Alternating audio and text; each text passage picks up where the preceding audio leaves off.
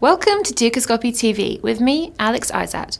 According to the Central Bureau of Statistics, Israel's economy will grow by only 2.2% in 2014, after 3.2% growth last year and 3% growth in 2012. To talk us through the country's economic predicament is Tatha Ghose, senior EM economist at Commerzbank. Tatha, Israel's reputation has taken a battering from the summer's war.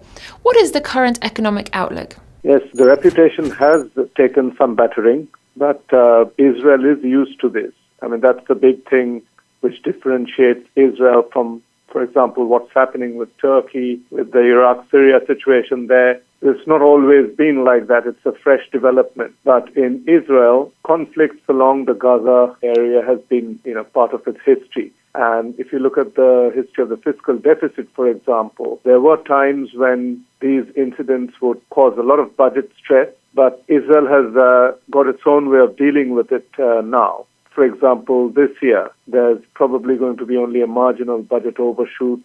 If we assume that more military spending is required, as the finance ministry has been guiding towards, then you could get at worst maybe 3.5% of GDP fiscal deficit next year, which is not a disaster by any international standards, looking at what other developed countries in particular are going through. So the other thing you would see historically is that after a period of overshoot in the budget, things are brought under control quite successfully, and that's what keeps Israel's rating high, that's what keeps the macroeconomic sound. It does not spill over to the overall economy that sharply. Has the Israel-Britain trade balance improved Israel's economic predicament? Yes, we are likely to witness a near-term reversal in that. Therefore, for whatever reason, maybe this was kick-started by the Russia-Ukraine situation or the Iraq-Syria situation earlier. Most developed countries around the world are going into a bit of an interim inventory correction cycle, if you like. So this is not a full-fledged downturn.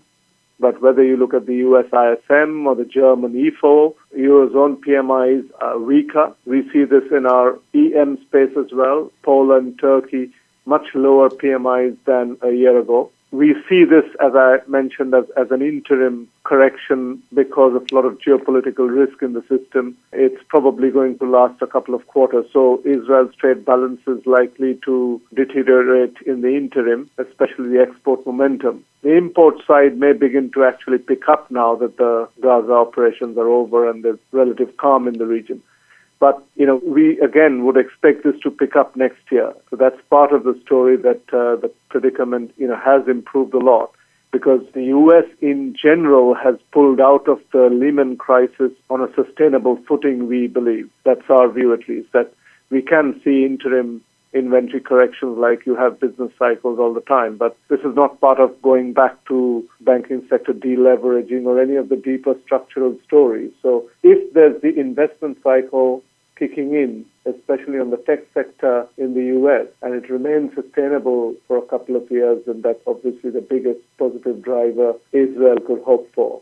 Finally, is there a positive future for the country? Now, this year, there is a slight complication in the situation, not from the military side, but from the inflation side. So when you have very low inflation or even deflation, as we now have, it affects budget revenues quite disproportionately. That's something people don't always pick up on, but it's a very clear and very sharp effect. On the other hand, because the economy had been weaker, tax increase plans, etc., were shelved at the time to support the economy. But now the revenue because of inflation may also undershoot. So you have a slight complication in the budget picture because of which the deficit projections have to be progressively revised wider.